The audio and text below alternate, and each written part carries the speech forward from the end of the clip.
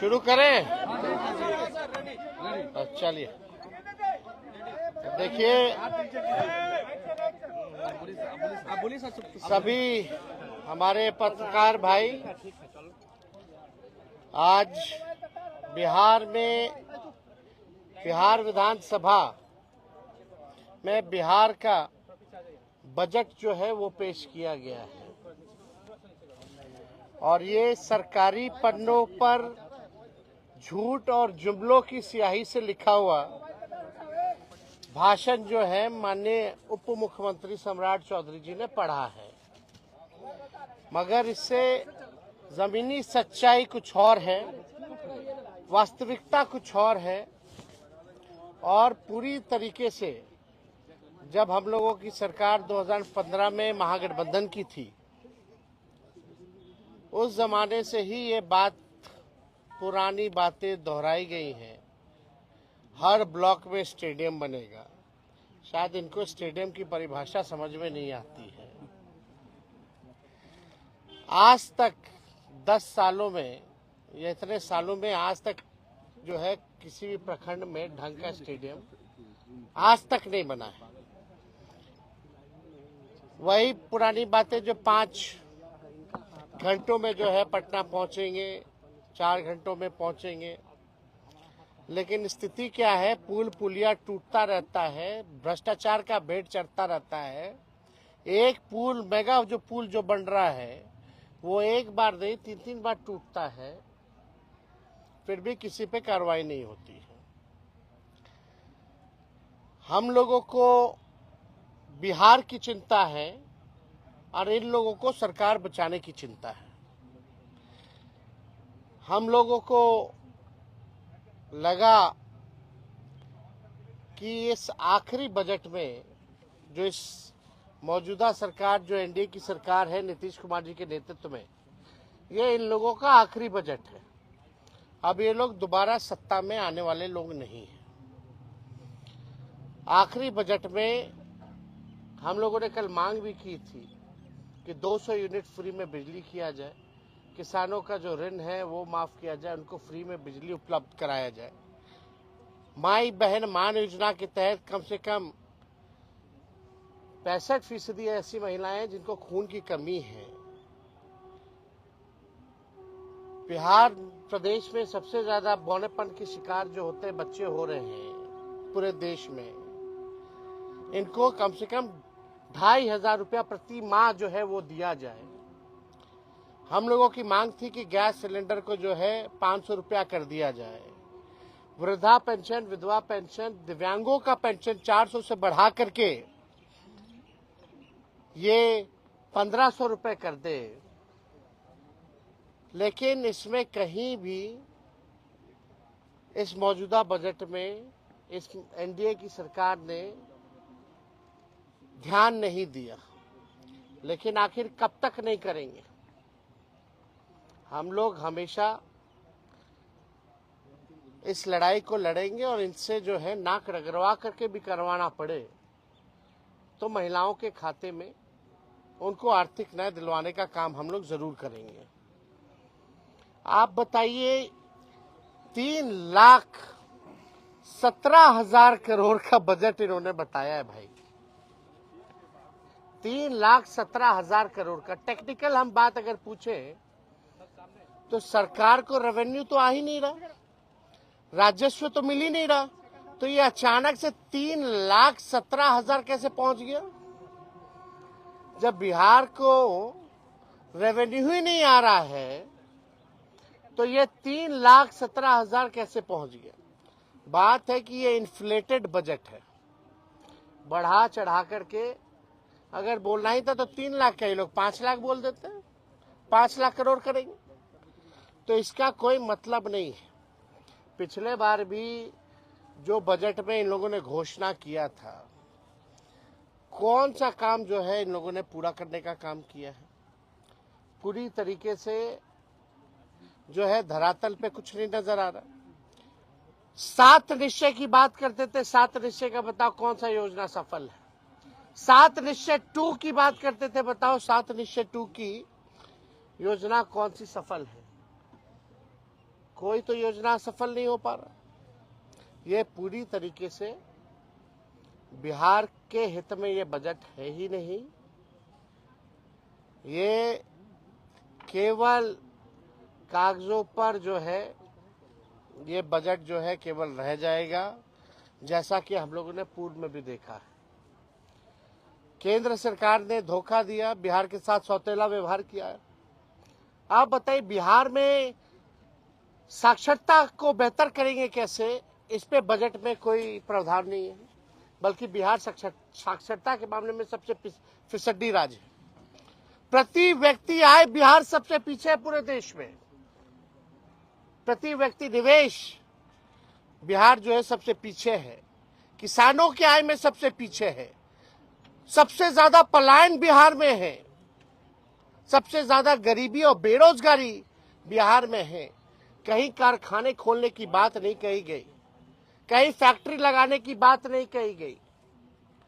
कहीं भी आप देखिएगा नौकरी, रोजगार कैसे नौजवानों को उपलब्ध कराएंगे, इसकी बात नहीं की गई। कैसे पेपर लीक रोकेंगे, इसकी बात कहीं नहीं कही गई। पूरी तरीके से लॉ एंड ऑर्डर के बारे में कोई चर्चा नहीं, बल्कि अपराधी जो हैं आजकल प्रशासन के लोग जो है वो असुरक्षित महसूस कर रहे हैं। पुलिस कर्मियों को जो है मारा जा रहा है, कभी कौन माफिया मार दे रहा, सर फोड़ दे रहा, कभी गोली चला दे रहा। पुलिस का मॉडर्नाइजेशन कैसे हो, इसके बारे में कोई चर्चा इस बजट में नहीं है।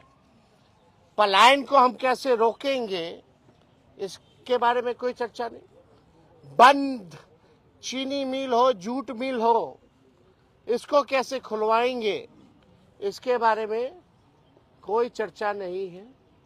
दिव्यांग भाइयों के बारे में कोई चर्चा नहीं है। महिलाओं को आर्थिक न्याय देने के बारे में कोई चर्चा नहीं है। ये हवाई फल्ला चीज चलाएंगे, फल्ला चीज चलाएंगे। अरे तुम बस चलाओगे, कुछ चलाओगे तो बताओ कितना बस चलाओगे, कहां से चलाओगे, कौन से शहरों में चलेगा, या कैसे ट्रेनिंग दिलवाइएगा, क्या है उसका। केवल हवाई नॉर्मल बिहार ट्रांसपोर्टेशन का बस तो चल नहीं पाता है। आप लोगों ने भी देखा होगा, बिहार में ट्रांसपोर्टेशन नाम की कोई चीज नहीं है। और फलना बातें जो है कही जा रही है। गरीबी, बेरोजगारी, पलायन, महंगाई, मिडिल क्लास फैमिली हो या गरीब परिवार हो, महंगाई से सब लोग अफेक्टेड है, लेकिन महंगाई के बारे में कोई चर्चा नहीं की गई। यह पूरी तरीके से बेकार का बजट है, बिहार के हित में नहीं है। और इन लोगों को कोई बिहार कैसे अव्वल राज्यों में आए, बिहार के लोगों की तरक्की कैसे हो, इन लोगों को कोई चिंता नहीं है।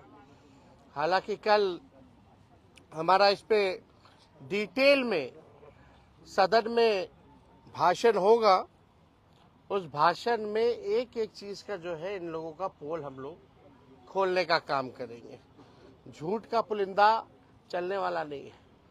हम तो अपेक्षा किए थे जरा बता देते कि गुजरात को क्या क्या मिला, भारत सरकार में क्या क्या गुजरात को दिया और क्या क्या बिहार को दिया, इसके बारे में भी चर्चा करनी चाहिए थी। बताना चाहिए था कि बिहार को केंद्र सरकार ने कितना दिया और गुजरात को कितना दिया। तो इसके बारे में कोई चर्चा नहीं।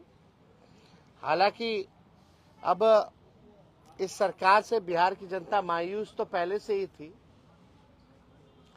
और इस बजट के बाद ना उम्मीद और इस सरकार से विश्वास जो है लोगों का उठ चुका है।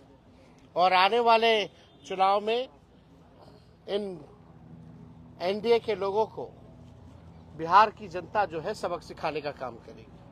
नीतीश जी तो गले लगा रहे हैं, नीतीश जी तो पूरा गले लगा रहे हैं। महिलाओं के लिए बीजेपी ने बाकी राज्यों में फ्रीबीज का ऐलान किया है। उम्मीद ये की जा रही थी कि बिहार में भी करेंगे, लेकिन आज के बजट में फ्रीबीज का ऐलान नहीं। तो आपको लगता है कि चुनाव नजदीक आएगा तब बीजेपी इस तरीके से ऐलान करेगी? भैया हम लोग लगे हुए, हमने शुरू में भी प्रेस कॉन्फ्रेंस में कहा और हमने कल मांग भी की थी कि अगर माई बहन मान योजना का कॉपी भी करना तो कर लीजिए। हमने डेटा भी दिया था, नेशनल हेल्थ का जो सर्वे जो हुआ था उसमें बिहार जो है महिलाओं को खून की कमियां हैं, 65% महिला, बहुत बड़ा है। बच्चे जो पैदा होते हैं बौनेपन का शिकार हो जाते हैं, जो भविष्य है। महंगाई है, गरीबी है, इनको आर्थिक न्याय मिलना चाहिए। तो सरकार कितना भी कोशिश कर रहे हैं, हम लोगों को जो भी करना पड़े इन महिलाओं को आर्थिक न्याय दिलाने की, ये हम लोग हमेशा मजबूती ढंग से हम लोग जो है इस बात को मनवाएंगे। और ये लोग नहीं करेंगे तो आने वाला जो हम लोगों का सरकार होने जा रहा है, पहले महीने से ही माई बहन मान योजना, इस योजना की शुरुआत करेंगे और माताएं बहनों को 2500 रुपया हम लोग देंगे।